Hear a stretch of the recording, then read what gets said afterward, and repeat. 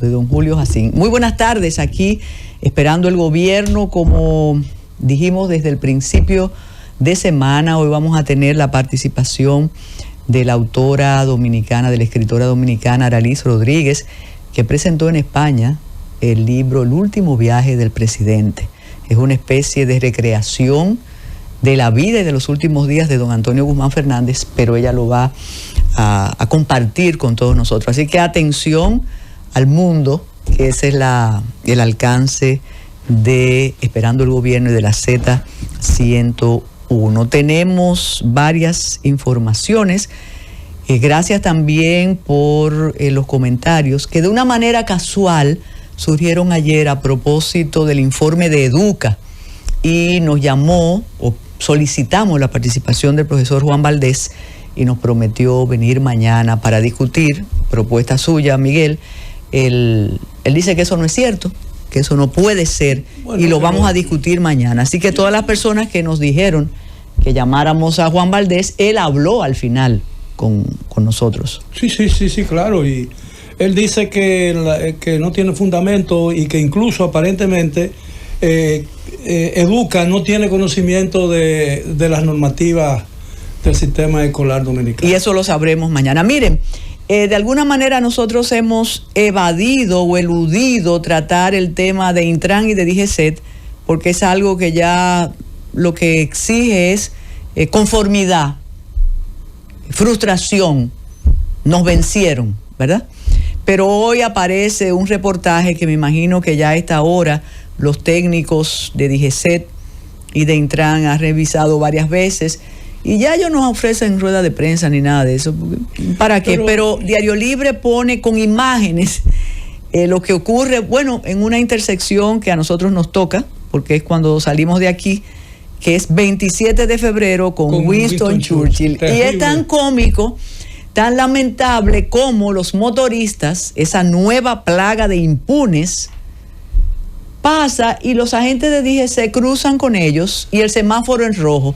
Avísenlo, sobre todo al técnico brasileño que organizó RD Se Mueve, para que vean eso, porque eso no es falso. Pero yo no sé si yo aquí te comenté en una oportunidad que yo iba para mi casa en una zona que de una calle que es de una sola vía, y en la esquina se metieron dos motoristas a una gran velocidad con dos policías y por poco casi me embisten y hubiera tenido yo un problema serio, porque la velocidad que venían, casi llegando yo a la esquina, pudo haber tenido un desenlace trágico, ese asunto ahí. Y entonces yo me le quejé al policía y le dije, y me le dije así, pero por favor, usted no ve que dice que es una sola vía, le dejo entrar. Y el hombre se me acercó, el policía se me acercó con una cara de pocos amigos y me dijo, ¿usted no vio que eran dos motores? Es decir, cuando él me dijo eso, yo dije, no, mire, usted tiene razón, eran dos motores, y me fui por ahí, porque no me voy a poner a discutir con una persona que no entiende que los motoristas también son vehículos de motor, y que no puede, y que tienen que respetar. Tú proponías ayer algo que sabemos que no será posible, que fue quitarle los privilegios a los funcionarios. Y cuando yo vi estas imágenes que reproduce Diario Libre, yo dije, pero mejor que no existan esas instituciones, porque en la calle cada quien resuelve como pueda y como ame su vida y como defienda la vida del otro. Entonces, ¿qué hacen esos pobres agentes? Porque no los respetamos. Pero cuando un ministro, por ejemplo, que no sea, a menos que no sea, por ejemplo, un ministro de la defensa, un caso de emergencia nacional, pero ¿por qué un ministro tiene que andar en su carro, de su casa a la oficina? Que además tiene tiene guardaespaldas, ¿no? Y tiene protección. Andar con lo que se llama, lo que se ponen adelante para abrirle paso, y lo que van atrás. Y los policías de tráfico en las esquinas paran el tránsito normal de gente para poner a pasar a esa gente como si el mundo se estuviera acabando. Pero mira, yo traje hoy, y yo no estoy diciendo que eliminen todos los privilegios de los funcionarios. Yo digo que como estamos en una emergencia, en una situación que exige austeridad, en una buena autoridad que inspire emulación por parte del resto de la población podría comenzar muy bien ahí. Y además, porque yo digo, porque necesariamente un ministro o un director general de un departamento, por ejemplo de aduana, tenga que andar en un vehículo de alto consumo de combustible, cuando uno de los principales problemas de aquí es el costo de los combustibles? Bueno, pero yo traje otro tema que lo vi que me sorprendió.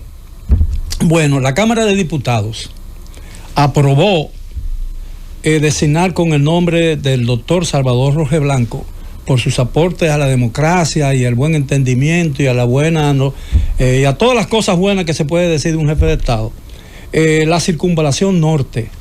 Y según lo que se ha publicado y lo que dice la aprobación por parte de la Cámara de Diputados, la designación abarcará el tramo comprendido entre la intersección con la autopista Duarte en el cruce de Canabacoa y el municipio de Villa González, ambos ubicados en la provincia de Santiago. Y bueno, y entonces comienza a decir todas las virtudes de su como ciudadano del doctor Jorge Blanco, y me extrañó mucho porque lo desconocía, que dice que era pianista y violonchelista. Yo no conocía esa fase de la vida de Jorge Blanco.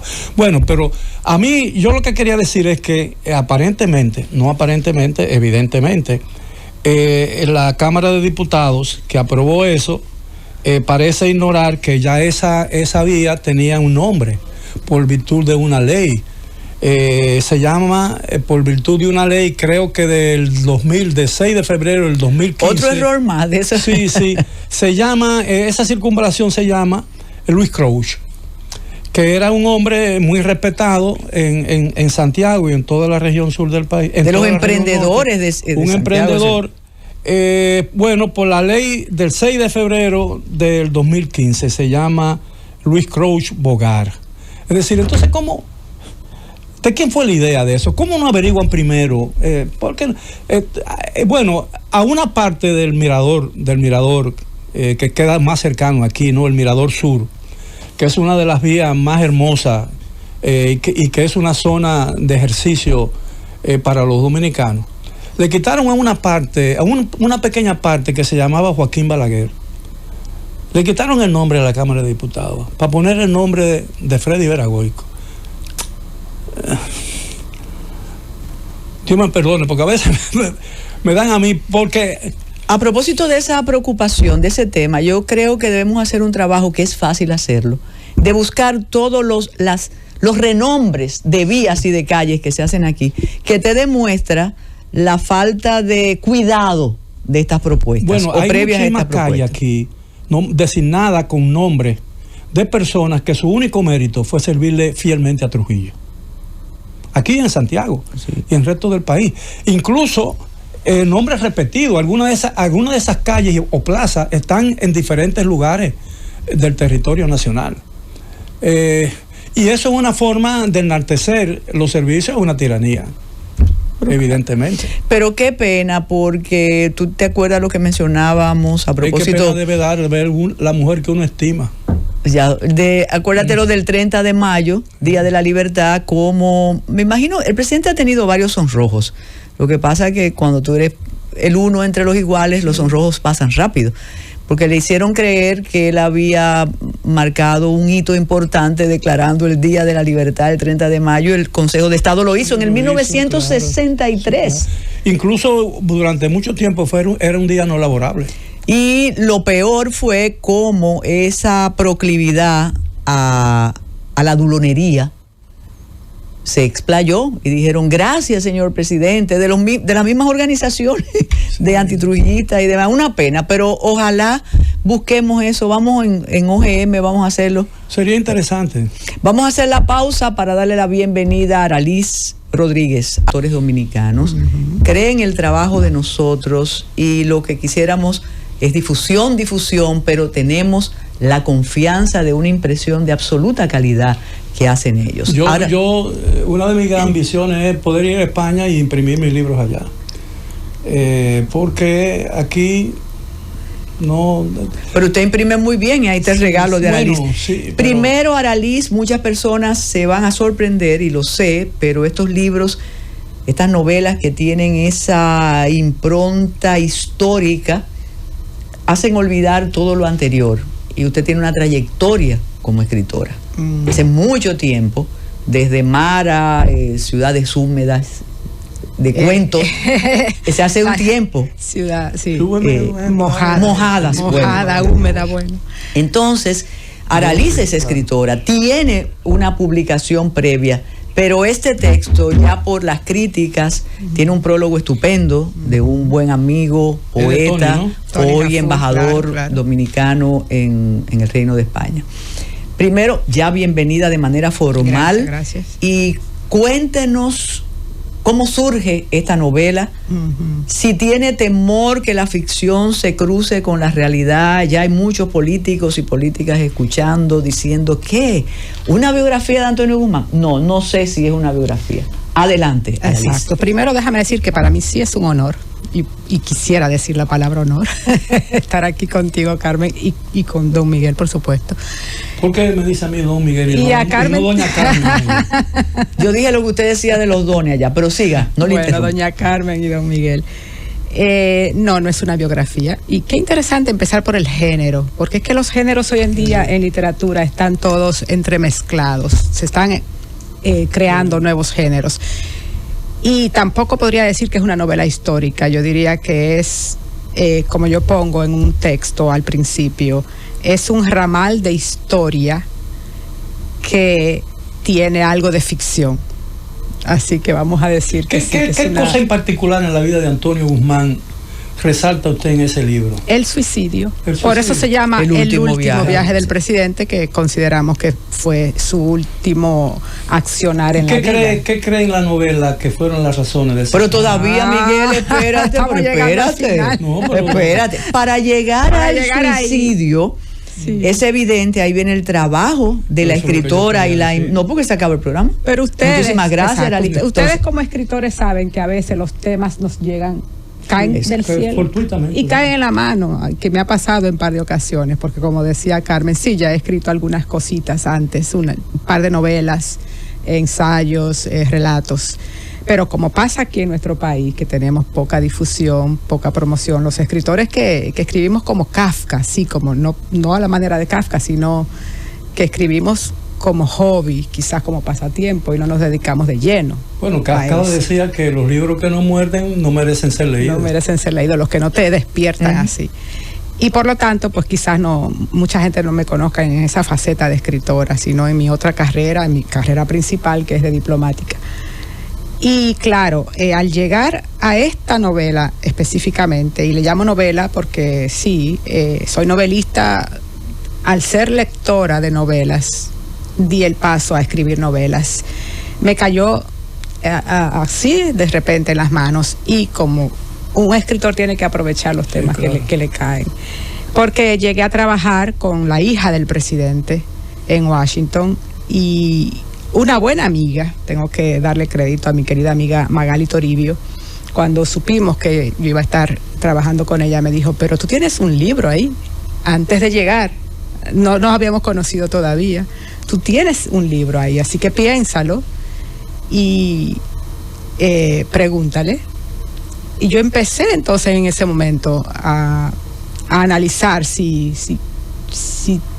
quería, si estaba la posibilidad, porque justamente yo estaba transicionando, eso fue justo después de la pandemia, y acababa de terminar mis memorias del tiempo que viví en la Unión Soviética, que fue un libro bastante intenso, y que aproveché el tiempo de la pandemia para escribir, y luego me quedé un poco deshabitada, como uno siempre se pregunta, ¿y ahora de qué escribo? ¿Usted estuvo en la Unión Soviética como diplomática? No, yo estudié en la Unión Soviética. ¿En la Lumumba? En la Lumumba, en la famosa Lumumba. Como debía ser en ese Lumumbera, claro. Entonces, ahí en ese momento estaba pensando, tenía otros temas ahí para darle cabida, y me llegó ese tema porque estuve recopilando anécdotas de la querida doña Sonia, que siempre cuenta anécdotas de su papá, y entonces empecé a recopilar.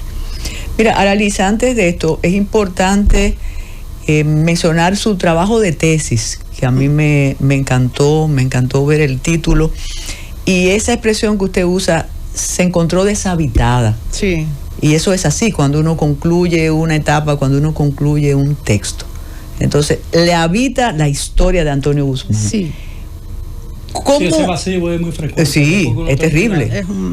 Se siente uno una soledad terrible. Porque despoblada y deshabitada. Claro. Entonces, después de pasar tanto tiempo con un tema en la cabeza, yo duré 4 años escribiendo este libro. Entonces, investigó antes de comenzarle a preguntar a la señora embajadora. ¿Se atrevió a abordarla? Sí, claro. Fue con su anuencia, por supuesto, y llegamos a la conclusión de que no iban a ser simples anécdotas, sino que había que escribir mucho de realidad, de investigación. Me leí muchos libros, incluyendo un libro de Don Miguel, el del caos, ¿cómo se llama? Al borde del caos. Al borde del caos. Está dentro de mi lista de bibliografía. Yo escribí un libro también sobre Antonio Guzmán. Sí. Un texto histórico. Sí, el golpe de Estado. El golpe de Estado. Sí, exactamente. Araliz, ¿le fue fascinando el personaje? Efectivamente, porque ya yo lo conocía, claro. No voy a decir que estuve por allá por la misma edad, pero sí crecí. Yo soy de Santiago, crecí en Santiago y don Antonio fue una figura para los santiagueros muy especial.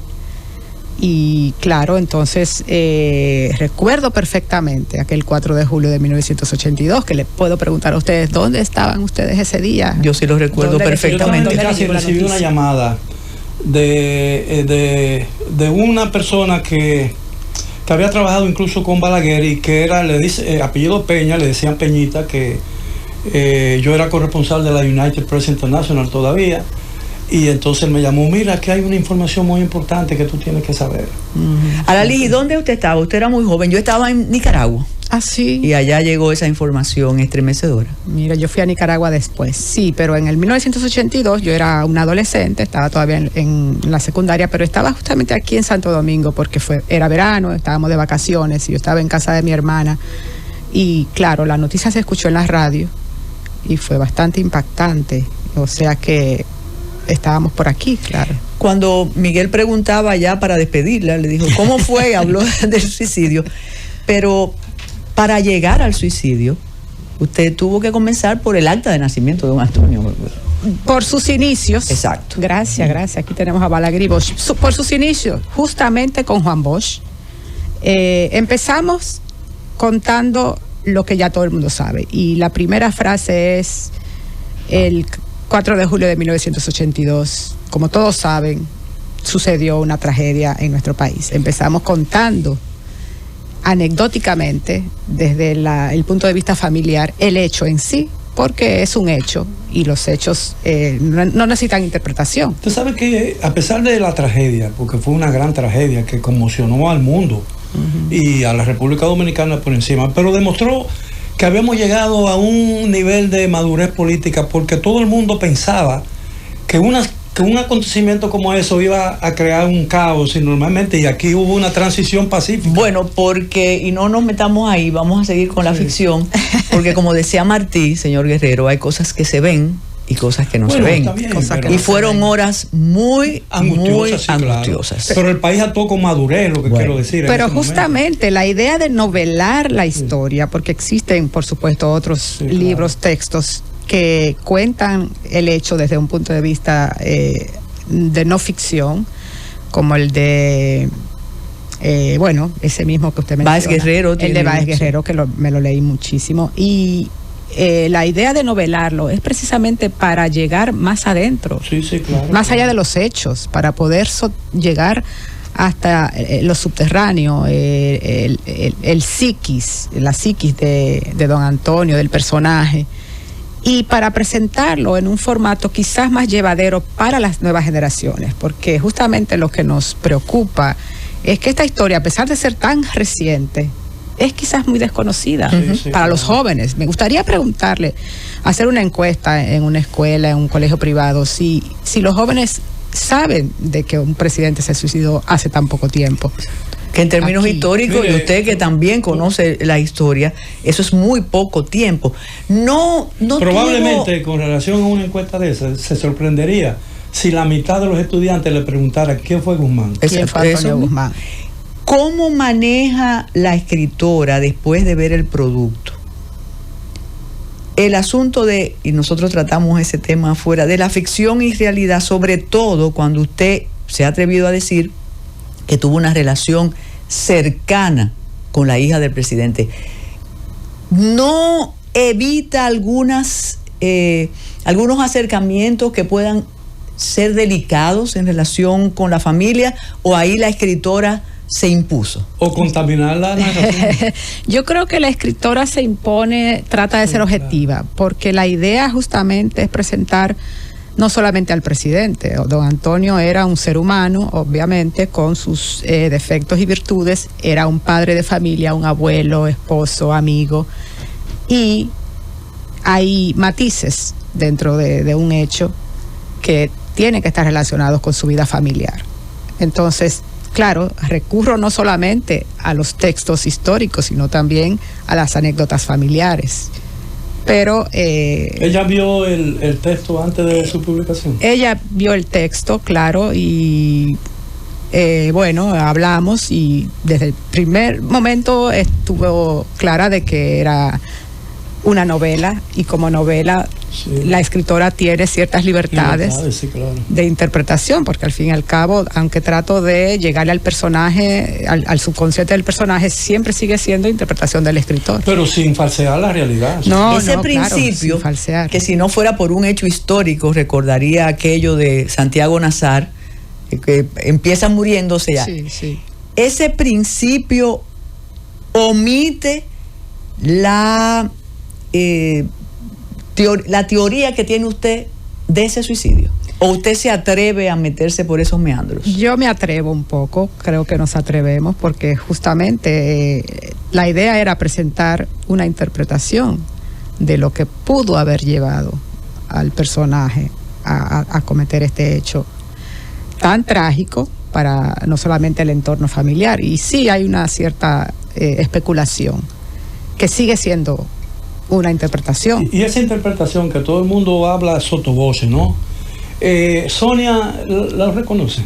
Sí, claro, compartimos la interpretación de que... Porque yo la entrevisté en Santiago, en su casa, trabajando para el libro mío, y ella prefirió no referirse a eso. Y como el propósito mío no era ese. Pero ella se ha referido públicamente. Sí, ella, entonces, con mucha franqueza. No, últimamente sí. Y cuando ya yo la entrevisté para el libro, ya ella tenía su posición. Sí, aquella famosa cosa de que los camiones que pasaban la frontera llenos de azúcar y de contrabando, diciendo que clan. Eso fue de las cosas que influyó. Bueno, es un punto, es una interpretación, claro. ¿Cuándo decidió poner el punto final a Aralís Rodríguez a este que fascina? ¿Te refieres a la historia? Sí, ¿cuándo usted dijo ya no busco más? Cuando ya llegué a la conclusión de que tenía claro lo que el libro quería expresar. Y tengo que aclarar que específicamente esta novela abarca hasta el 4 de julio de 1982. No va más allá.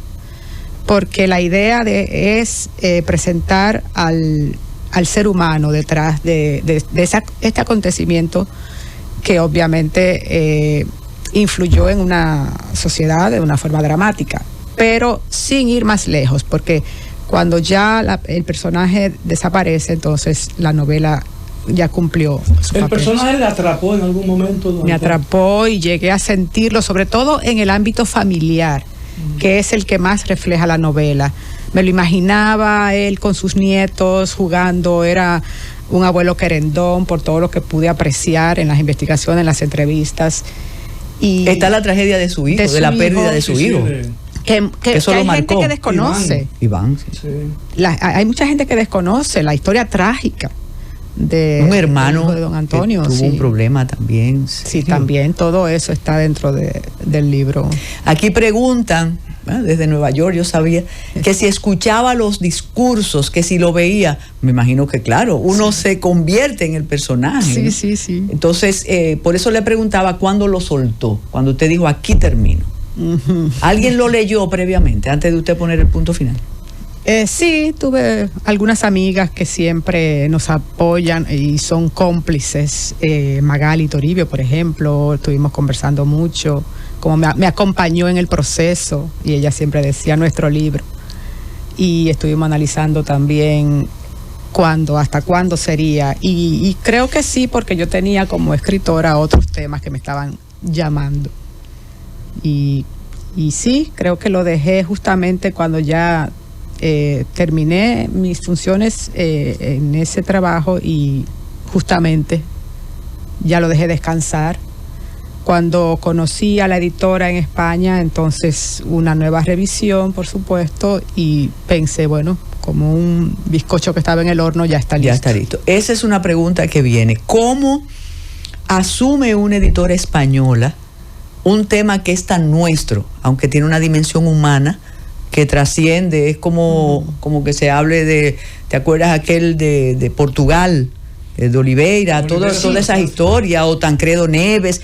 ¿Cómo convence a los editores usted, o cómo ellos se dan cuenta que el material tiene que ser editado y publicado? Como mencionaste, Huerga y Fierro es una editora que ha apostado por la literatura dominicana y es algo que hay que reconocerle. Y no es la única, hay otras editoras también españolas, pero es un tema universal. O sea, tenemos en la literatura latinoamericana ejemplos de este tipo de personajes, ¿no? García Márquez, con su El otoño del patriarca, y otros personajes políticos, que puede ser cualquiera en nuestro paisaje latinoamericano.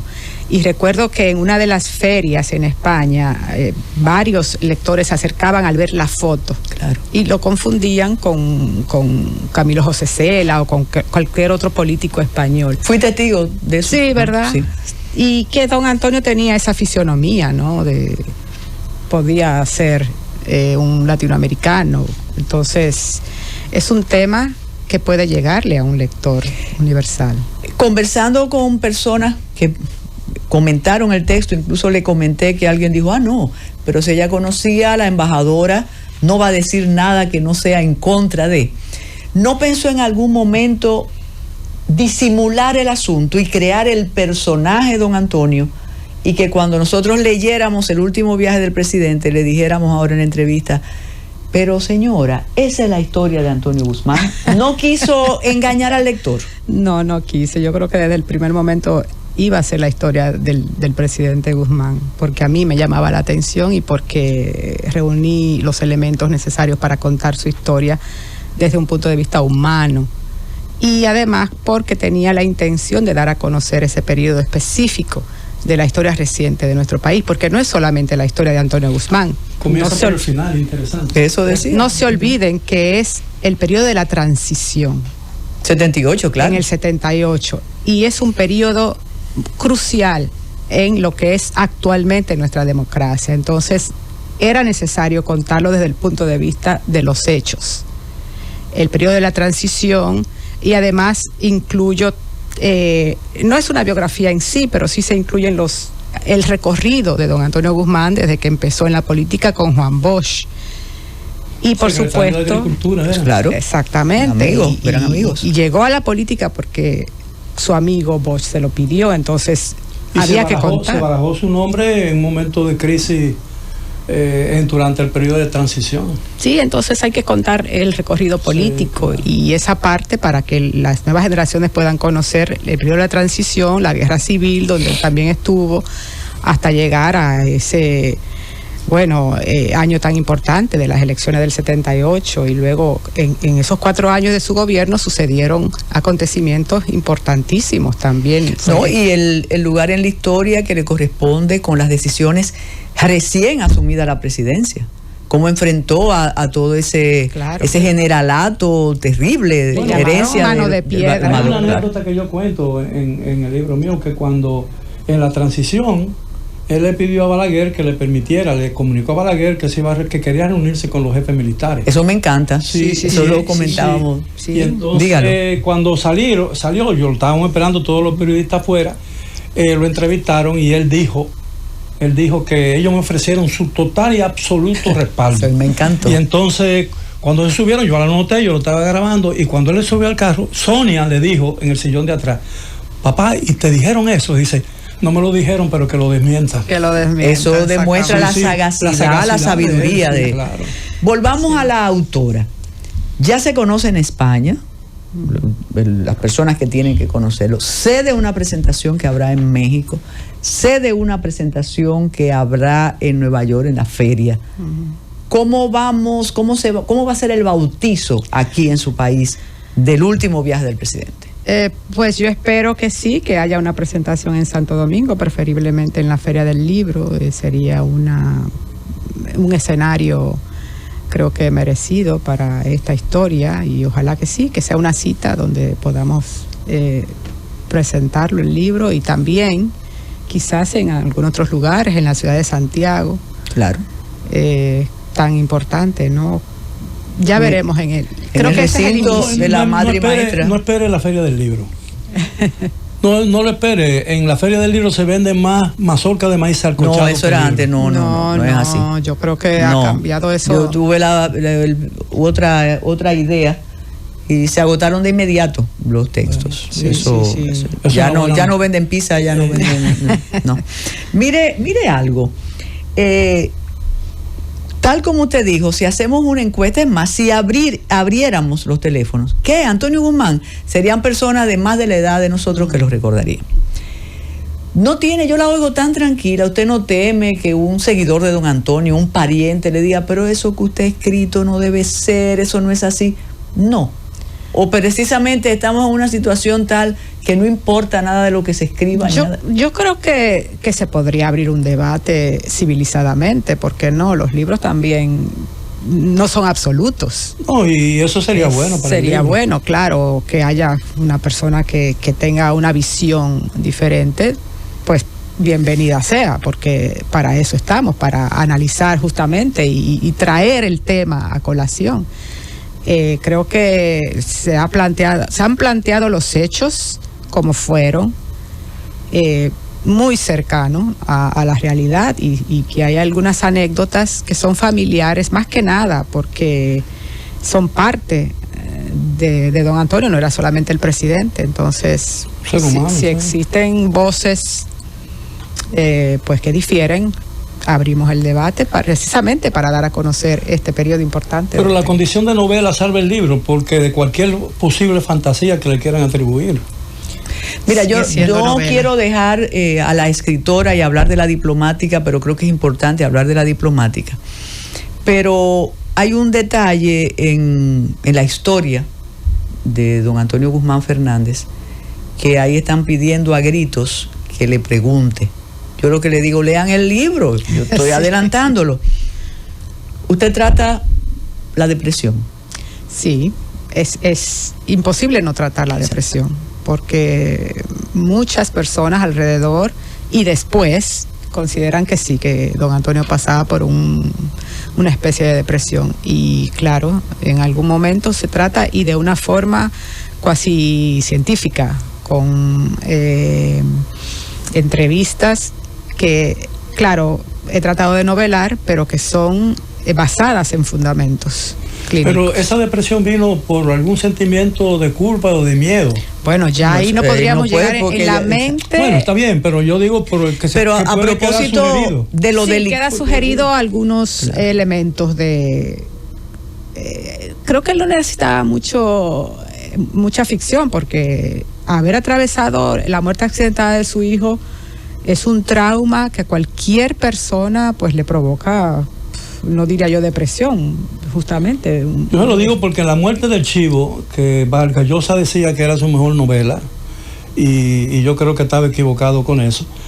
Hay mucha fantasía, él se dio ciertas libertades, por eso fue que el libro fue tan criticado aquí. Bueno, seguía siendo una novela. Claro, es una novela. Mire algo, Aralis, eso de, y lo dije con el cuidado de las personas que lo estaban preguntando, pero con todo el respeto, ese tema fue tratado por la familia.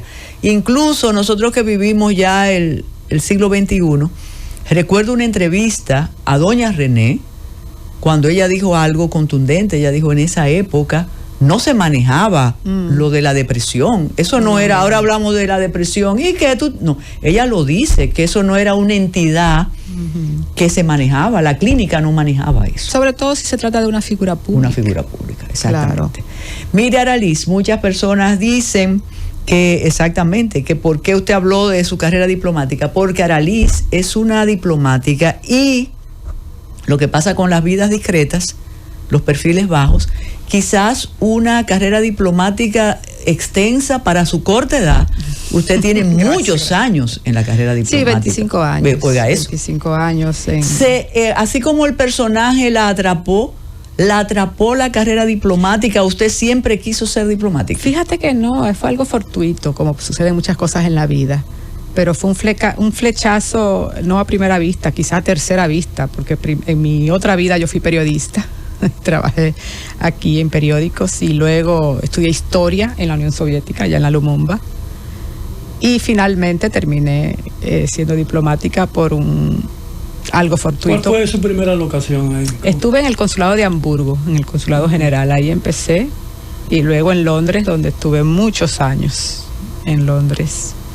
La carrera diplomática le ha permitido, y creo que eso también la hace excepcional, sí, tener una formación académica extraordinaria. Ese trabajo que creo que usted lo presentó en Inglaterra, una tesis estupenda. La tesis de mi doctorado. Del doctorado. Sí, porque aproveché, hice un doctorado en literatura, que finalmente terminé con mi carrera de literatura, porque eso sí, desde joven pensé que eso estaba en mis venas, pero no se daban las oportunidades para estudiar literatura, y allá estudié en Inglaterra. Y la tesis mía trataba sobre las invasiones ocurridas en República Dominicana. El Pen y Venable. Las invasiones desde los españoles y cómo han sido reflejadas en la literatura dominicana. O sea que ahí abarco 5 o 6 invasiones y todas las novelas, poesías, cuentos, relatos que se han escrito sobre esas invasiones. No, un trabajo extraordinario. ¿Y usted imprimió eso como libro? Sí, porque fue publicado por la Editora Nacional y presentada en la Feria del Libro de Santo Domingo en el 2016. Ah, qué bien. Sí, y aquí preguntan que cómo llegó a los Patricio Lumumba. Era una época que había un contacto con las academias soviéticas realmente. Sí, pero lo mío no fue por política, es que yo era una fanática obsesionada, enamorada de la literatura rusa. Y claro, buscando aquí a Dostoyevsky, a Tolstoy, a Gorky, a Pushkin, me atrajo la literatura rusa y pues sabía que existían esos canales de concesión de becas de parte del gobierno soviético y simplemente aproveché ese canal para ir a buscar aquel personaje de Gorky que sale en La Madre, de Pavel Blasov, que me atraía. Entonces fue a través de la literatura realmente que llegué. Ese libro hizo mucho marxista aquí. Más que el Capital. Más que el Capital y que la Sagrada Familia. Sí. Ese libro a mí me estremeció. A todos. Es que además de la historia que cuenta, es que Gorky tiene un lenguaje. Hay una frase forma que la madre le dice cuando en una reunión en su casa, le dice, hay que aprender a odiar para que llegue más pronto el tiempo. Hay que aprender a odiar al hombre para que llegue más tiempo, para que llegue más rápido el tiempo en que podamos amarlo sin reserva. Sin reserva. Y ese es impresionante. Pero fue víctima del sistema. Así como muchos otros. ¿Fue traumática la experiencia en la Unión Soviética? No, fue una experiencia increíble porque yo llegué justo con Gorbachev y me tocó vivir la Glasnost y la perestroika. Y me tocó vivir la transformación. Sí, claro. Me tocó verlo, vivirlo, estar ahí cuando desaparece la Unión Soviética. Yo creo que eso es algo increíble. Yo llegué en el 88, apenas quedaban 2 años más y ya se notaban los cambios, y luego estuve cuando Gorbachev dio la noticia de que renunciaba y a nuestros ojos surgió un mundo nuevo y diferente. Y claro, hay un propósito, había un objetivo, sí, porque la Unión Soviética también cambió muchas vidas de caribeños y de sur y centroamericanos por el impacto de aquella cultura, de aquel clima, de aquella distancia y de aquella soledad, pero usted tenía un propósito. Sí, claro, y además no estaba sola, había muchísimos estudiantes latinoamericanos, éramos una familia. Eso es importante. Pavel Morozov. Morozov, sí. Sí, la Lomonosov. Hizo la Komsomol. Ahora preguntan, sabíamos que esa pregunta venía, ¿dónde poder encontrar el libro? Siempre decimos en las librerías, pero aquí hay una librería. En la librería. Ya está en la librería, usted va a esperar la Feria del Libro. Debe llegar a la librería Cuesta en las próximas 1 o 2 semanas. Debe llegar. Y la distribución quedó en manos de la editora, sí, la editora Huerga y Fierro tiene su propia distribuidora, sí, y debe encargarse de... Mejor para usted, le quitan mucho. Pero ese es un tema que sigue latente. Los escritores dominicanos siguen teniendo esa inquietud de que nuestros libros lleguen, se distribuyan, que haya unos canales ahí más viables para que nuestros libros lleguen. Qué bueno que usted ponga ese tema por el conocimiento internacional que tiene. Yo creo que nuestra literatura va a seguir siendo náufraga, aunque nos editen por allá, si no tenemos esos canales de distribución y de confianza en lo que hacemos. Sí, y de promoción. ¿Hay alguna idea, una propuesta que usted tenga por su experiencia internacional de qué se puede hacer, Aralys? Bueno, ese es un tema bastante caliente, pero creo que cualquier escritor aspira a que sus libros lleguen a las escuelas, a los clubes, a los lugares donde se hable de literatura y que las autoridades pues ayuden un poco. Y este es lamentablemente un escenario donde no contamos con, por ejemplo, editoras que se encarguen de ese tipo de trabajo, de promoción. Creo que seguimos siendo un poco artesanales y lamentablemente no tenemos la varita mágica para construir. Y la calidad de la impresión en algunas editoras aquí son muy buenas. Lo que pasa es que imprimen libros nada más. Sí, son imprentas, realmente, sí.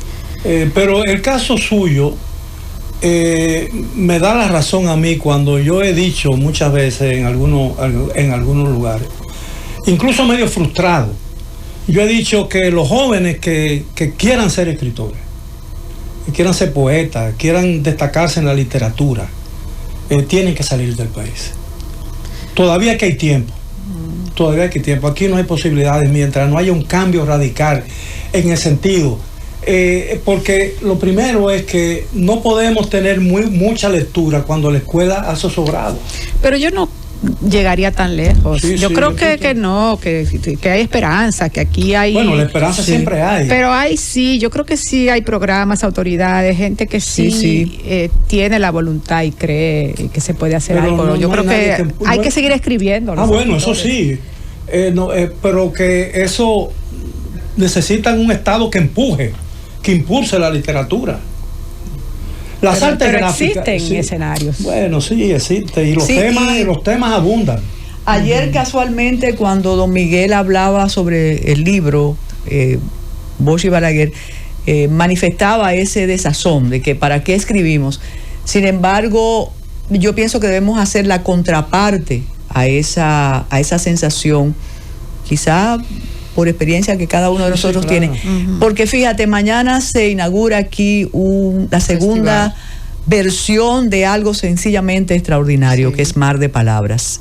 El primer Mar de Palabras, el inventario que se hizo fue de asombro, Aralys y don Miguel, porque fueron 3 días de pura literatura, de pura lectura, que el temor es que no se compare con aquella alucinación. Y la propia Minerva decía, y Yulisa, que estuvieron ahí, y todo ese equipo, ¿qué es lo que ha pasado? ¿Cuántas personas están leyendo? Claro, siempre en minoría, siempre va a ser una mínima parte.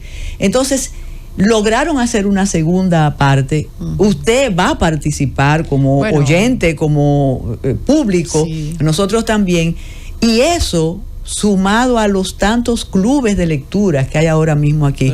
Entonces eso abre una puerta. Existe algo. Diríamos lo que usted decía ayer, nada más tenemos una librería extraordinaria, pero ya tú ves en los supermercados unos sitios donde se vende el libro, hay toda un contrapeso diciendo, ay, no leas, pero hay la otra versión. Y me encanta, como dicen, ahora es snob leer. Qué bueno, vamos a sumarnos a los snob que queremos el libro y que queremos leer. Entonces hay que hacer ese contrapeso. Como el libro salva. Hay que seguir escribiendo, hay que seguir leyendo, claro. aunque seamos una minoría. Porque eso es así, eso va a ser así. Si dejo de escribir, pierde sentido mi vida. Ya exacto. Sí, y los que tenemos esa pasión, claro, eso va a estar ahí siempre con nosotros. Mire, no es agradable preguntarle a un escritor detalles íntimos de la obra, pero hay que hacerlo porque uno lo que quiere es que lean el texto. Y menos, pero es una persona tan apreciada que lo voy a hacer, que si ya tiene otro proyecto, a mí me consta que sí, que tiene otro proyecto, pero creo que la energía ahora, y eso es lo lamentable cuando no se tienen editores, personas que nos vendan y promuevan nuestros libros, pero creo que la energía es que conozcamos el último viaje del presidente. Pero yo sé que usted está escribiendo una cosita ahí bastante interesante. Ahora, sería interesante saber, llega un momento cuando uno está involucrado en un proyecto así, que llega un momento como que uno se estanca, como que no avanza, como que algo se interpone. A mí me ha pasado muchas veces porque siento que a veces un personaje me atrapa. Y eso no me gusta porque te condiciona y te quita la libertad para seguir escribiendo. ¿Le ocurrió eso a usted en ese caso? Un poco, yo diría un poco, sí.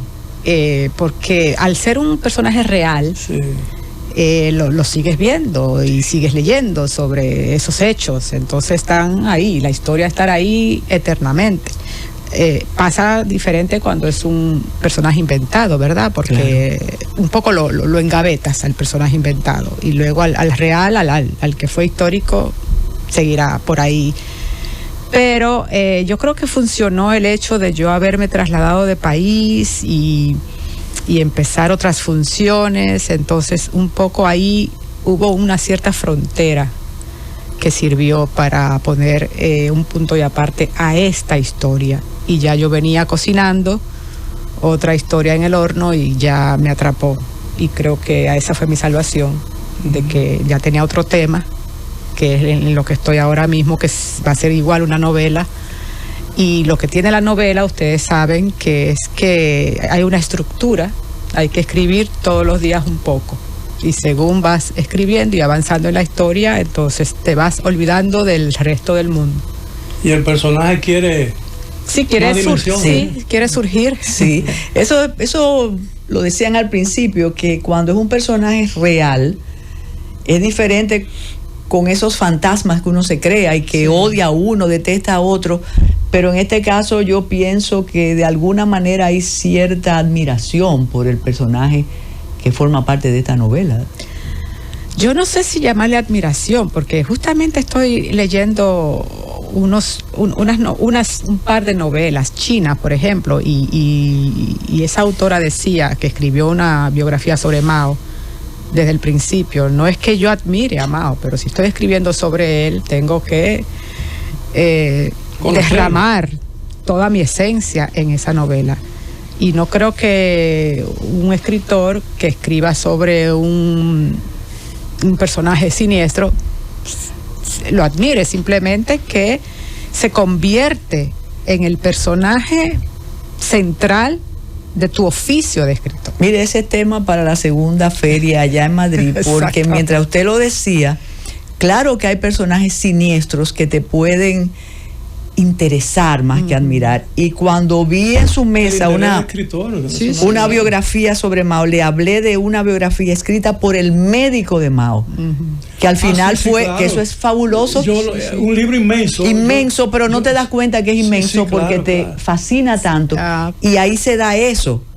El hombre lo describe como todo, incluso hasta las malas costumbres. Exacto. Los malos hábitos de Mao. Pero yo no sé si el término es admiración, pero era un personaje que tú tenías que... El libro fue fuera de lo China. Se fue prohibido. Es que son personajes extraordinarios y por lo tanto exuden ese tipo de características que son diferentes a las personas, digamos, que no tienen esa trascendencia. en la historia. Llegó un momento en que uno se penetra tanto con el personaje sobre el que investiga, que escribe, que se da cuenta que antes que eso no lo conocía. Eso sí pasa. También. Eso pasa mucho, claro, porque claro, vienes investigando textos y además descubriendo cosas. Y tengo que decir que, por ejemplo, en esta novela hay un texto inédito de Juan Bosch que también ayuda un poco con la naturaleza del entorno de este personaje, porque conociendo las habilidades de Bosch te despierta una sensación de descubrir algo nuevo en el personaje también. ¿Se vio obligada a omitir algunas características del personaje? Bueno, características, no podía abarcar muchas cosas, por ejemplo, y tampoco tenía la habilidad de ser adivina para poder llegar más lejos en la profundidad, en el subconsciente del personaje. Entonces no es omisión, simplemente que lo que quería contar, las anécdotas quizás que refiero, pues elijo elementos que me parecían suficientes para contar cierto aspecto de su vida. De eso se trataba, simplemente de escoger. Por ejemplo, hay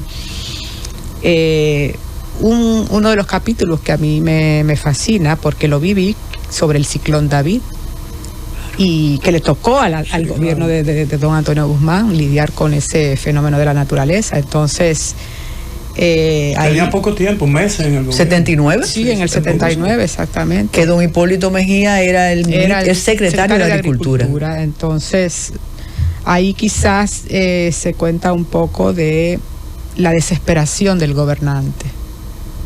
Como le dijo un primer ministro británico, ¿qué es lo que más encuentra difícil en su oficio de gobernar? Dice, pues los acontecimientos. Claro. Ni siquiera los problemas políticos ni las tantas cosas que tiene que hacer un gobernante, son los acontecimientos, porque pasan cosas que están fuera de nuestro control. No, y te alteran completamente el proyecto. El proyecto de gobierno. Sí. Ahí, y volviendo a la mención que hacía Miguel de la fiesta del chivo, es que el libro de Araliz se puede convertir, aparte de la ficción, en un texto de ayuda histórica, precisamente por la etapa de transición que recrea. Sí. Y ahora que usted menciona lo del ciclón David, la tormenta Federico, eso fue determinante para ese gobierno.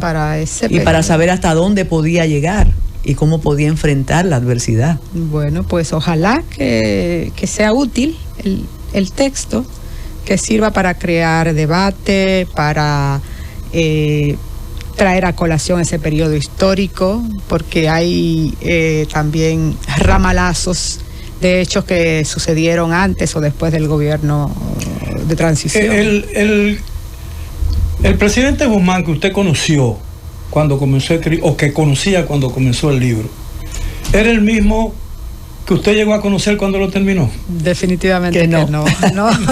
Sí. Se descubren cosas que, claro, no estaban en nuestros radar. Pero era un gran personaje, era un tipo... Yo creo que eso sí, generalizando, y todo el que habla de don Antonio, como dice don Tony Raful en el prólogo, era un presidente bueno. Sí. Por lo menos tenía las buenas intenciones. Sí, era un hombre nosotros le pedimos a Fariñas que enfocara la portada del libro, porque nos encanta. Sí. Y así póngalo, porque usted tiene una cámara ahí, usted sabe.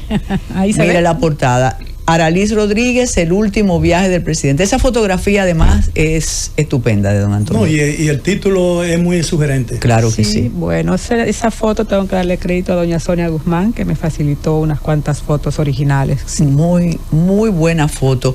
Y más que el presidente bueno, y con la mención que usted hizo de lo que pensaba Juan Bosch sobre don Antonio, fue un hombre muy decente, muy creíble en su... Sí. Primero, como fue un gran emprendedor, él llega al poder ya con una fortuna, bien habida, con trabajo. Sobre todo muy trabajador. Exacto. Era un ser humano bastante dedicado y a sus fincas, a cualquier trabajo que realizaba. Sí, muy afable era. Sí. Yo llegué a hablar con él como como periodista como en 2 o 3 oportunidades y me causó muy buena impresión, siempre me causaba buena impresión. Y ya cuando despidamos le voy a decir lo que he sentido, porque estamos, bueno, es un personaje que necesita conocerse, porque nosotros estamos hablando con este entusiasmo y este conocimiento de causa, pero sé lo que usted decía al principio, muchas personas tienen eso omitido, o porque son más jóvenes o porque no les interesa, pero ahora a través de la novela lo vamos a saber. Aralys, gracias a por ti, esta visita. Ustedes se van a quedar con el gobierno que estábamos esperando, el gobierno de la tarde, y desde que llegue el libro a nuestras librerías. Sí, porque en Santiago hay librería. Miguel, ¿qué es lo que usted cree? Bueno, siempre cuesta. Siempre cuesta. Sí. Así que ahí está el estupendo equipo que les va a acompañar hasta las 7 de la noche. Gracias, Aralys. Bueno, bienvenidos. Gracias.